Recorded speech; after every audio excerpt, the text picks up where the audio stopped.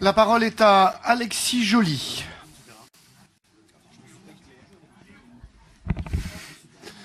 Ah, maintenant vous me voyez, c'est vrai.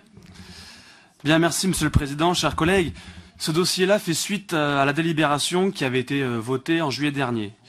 L'occasion pour nous d'exprimer une nouvelle fois nos inquiétudes pour cette entreprise hors de prix et disons loin des priorités constatées pour répondre à la congestion de notre agglomération et le développement du transport en commun.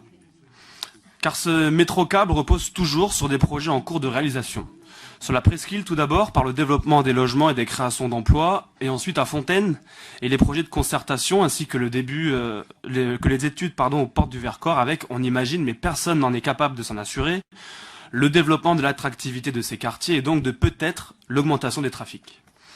Les chiffres que l'on voit apparaître au fur et à mesure prévoient une urbanisation progressive et particulièrement lente des portes du Vercors à Fontaine, pour lesquels 45% des logements sont programmés en 2028, dans 12 ans, et la fin du programme, lorsque j'aurai votre âge, en 2040, dans 24 ans.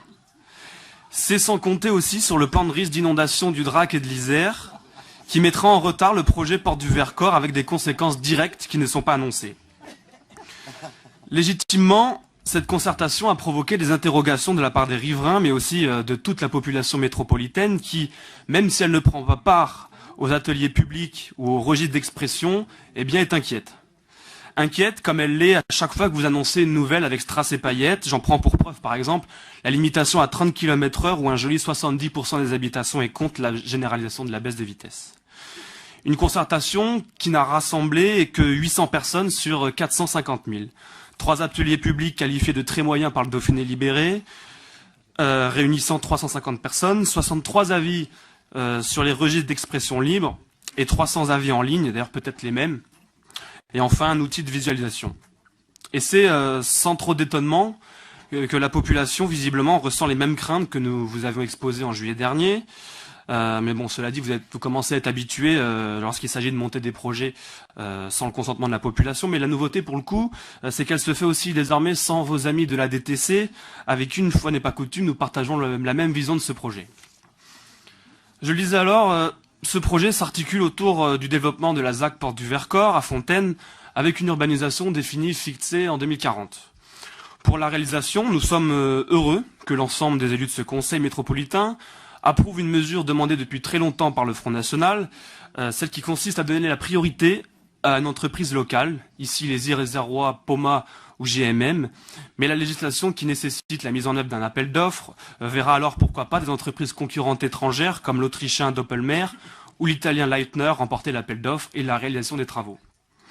Pour le trafic, l'investissement très lourd de 100 millions d'euros devrait potentiellement permettre en 2021 le transport de 5000 voyageurs par jour et peut-être 8500 en 2030. Et c'est trop peu compte tenu des sommes importantes mises en avant. Le coût de ce projet quand même que je tiens à rappeler, puisqu'indiqué nulle part, 100 millions d'euros.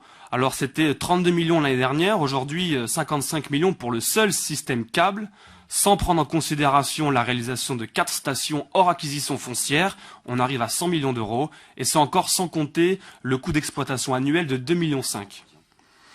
Trop dangereux donc pour les finances publiques si vous oubliez de prendre en compte, je le disais, le plan de risque d'inondation du Drac et de l'Isère, qui mettra en retard ou annulera le projet Porte du Vercors, et là je parle sous le contrôle du maire de Fontaine, et qui aura donc des conséquences sur la fréquentation du métrocable. En proposant ce projet en dehors des réels besoins de la population, vous retardez encore de plusieurs années les projets qui leur sont bien plus utiles. Vous avez décidé d'amuser la galerie jusqu'en 2020 pour satisfaire 5000 voyageurs, tandis que 160 automobilistes sont bloqués au rondeau depuis 20 ans, agissant en caution des Verts. Pour quelques cyclistes, vous fermez la route aux voitures du centre de Grenoble, tuant à petit feu le petit commerce et rendant la ville fade, insalubre, insécure. Vous voulez faire de notre agglomération un modèle français, du socialisme vert, mais ça c'est l'arrêté de Grenoble.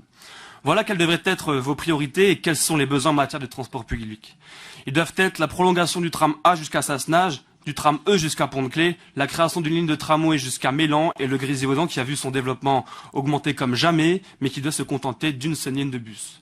Monsieur le Président, quel est votre cap? Quelles sont vos urgences prioritaires et quand est-ce que vous allez traiter des vrais problèmes? Je vous remercie.